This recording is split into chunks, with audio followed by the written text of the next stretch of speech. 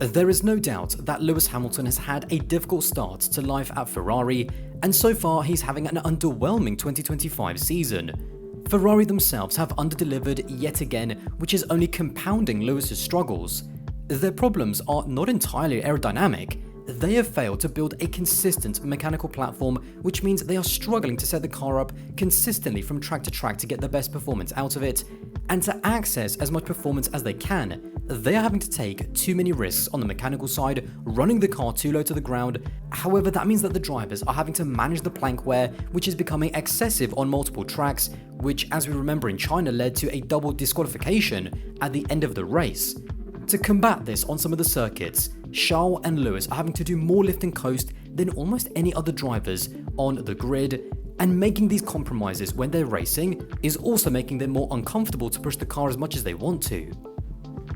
To try to combat this, Ferrari have continued to develop the SF25 because so much of what they're going to learn in 25 is going to carry over into the brand new regulations in 2026. They also brought a brand new rear suspension upgrade in Spa, as well as new brakes, which unfortunately caught Hamilton out during sprint qualifying. And now those brakes, in terms of the long-term development, are something to try and to make Lewis a little bit more comfortable in that car, to brake a lot more later and to be a lot more confident with the front of the car. However, it definitely was not a great start in Spa. The compromise, as we saw in Hungary, however, is that they're still trying to optimize and learn exactly how to set their car up with the brand new suspension. The season for Ferrari was basically over at the beginning of the season, and although there is going to be a lot of carryover into 2026, their aerodynamic performance gains in the wind tunnel just aren't correlating to what they see on the track. They are just not able to recreate on track that stable mechanical platform that they have in the wind tunnel, and those kind of correlation issues are a serious concern going forward because all of this is going to tie into the 2026 car as well. Hamilton is definitely in a difficult position mentally, as we've seen over the past 2 weekends. And now, the strange thing is that statistically, Carlos Sainz is actually struggling more alongside Albon at Williams. However, Williams as a collective have improved compared to last season, and they are on an upward trajectory. Hamilton's struggles alongside Leclerc look exaggerated compared to Carlos Sainz because Ferrari as a team compared to last year, and even at the beginning of the ground effect era, their performance has actually regressed. There is more issues behind the scenes with the car as well, and just mentally when you go into a brand new team that is actually on the decline, it is very difficult to be upbeat and motivated after a bad result when even the established driver is struggling as well. In terms of Lewis's struggles, when it comes to his race performances, I actually don't think that there's almost too much to criticize.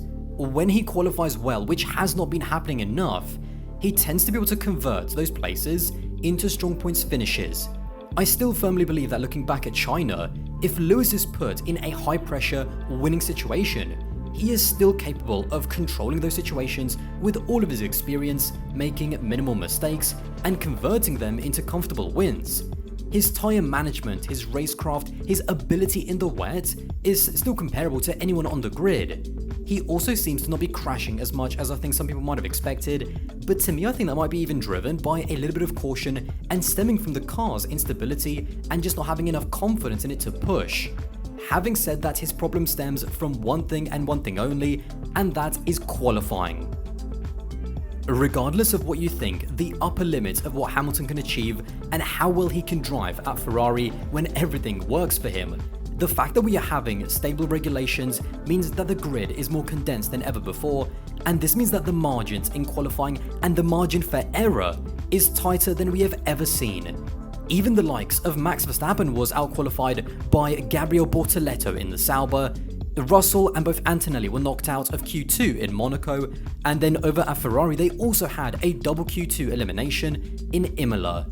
In Q1 in Hungary, for example, the entire field was separated by just over a second. And even crazier, around Spa, which is the biggest track on the calendar, in Q1 the entire field was separated by less than 1.5 seconds.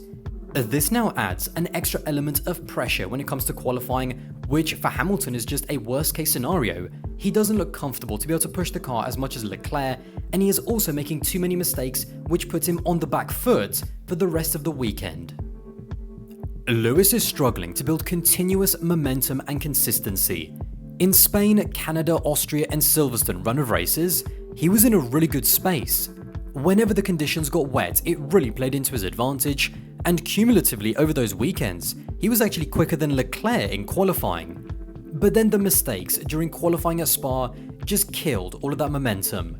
Even though yet again he proved that on the Sunday going from P16 to P7 in the wet conditions that he can race as well as anyone, the Hungarian Grand Prix weekend was the first weekend all season in which he didn't score points, and then mentally in qualifying and then also the race, he clearly took a very big hit.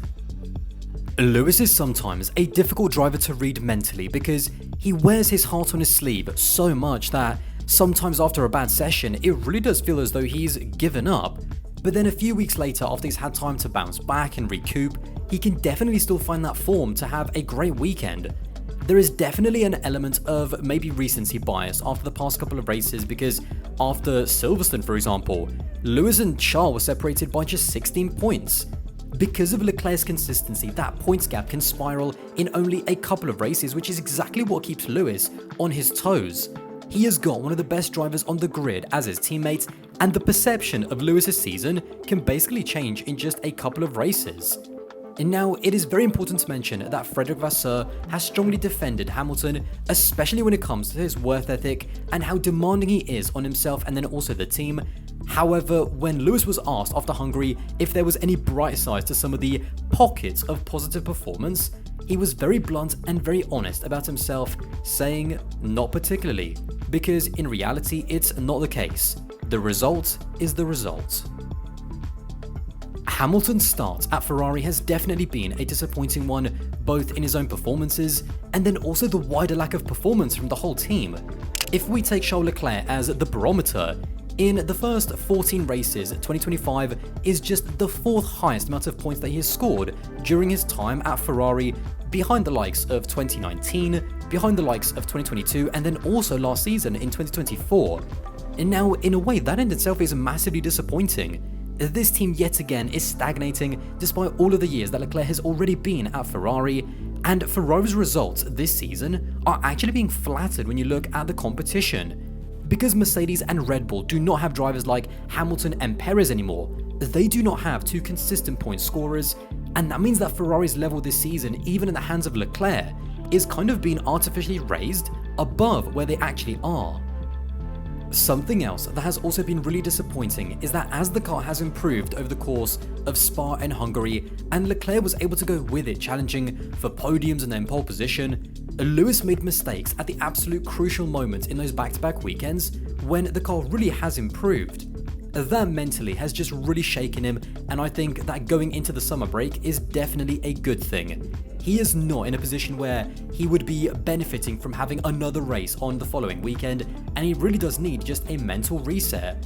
Going up against Leclerc in his absolute prime, who in my opinion is the second best driver on the grid right now, is just being a very difficult benchmark for Hamilton because Leclerc's quality is compounding Hamilton's poor results. Now, in a way, you have to give a massive amount of credit to Charles Leclerc because he is doing an absolute fantastic job up against the likes of Carlos Sainz, and now also with Lewis Hamilton, a 7-time world champion, joining the team as well. Hamilton at this stage of his career is just not as good in terms of raw pace as Charles Leclerc. Now, the problem is that because there is such an emphasis on qualifying and because of how difficult it is to overtake in 2025, that is just hurting Lewis more than ever before. As long as the car continues to be inconsistent with all of that instability both on and also off the track, that is going to continue to make it difficult for Lewis to find any consistency with the driving and then any consistency mentally to be able to bounce back. I don't think that Lewis can exploit his raw speed and talent in the same way that he used to. But whether he'll agree with this or not, I think that age is definitely a factor. It is a factor with every single athlete in any sport, and there is no doubt that the expectations for Lewis coming into Ferrari was not for him to just be a solid number 2 up alongside Leclerc. He is definitely going to have to put a bigger emphasis on qualifying, and whether that means working more with the team on the setup side or working more with the team on the communication and the mental side to get the best out of himself. With no more development for 2025, it also opens the opportunity for Lewis and the team to just settle down and now optimize the package that they have.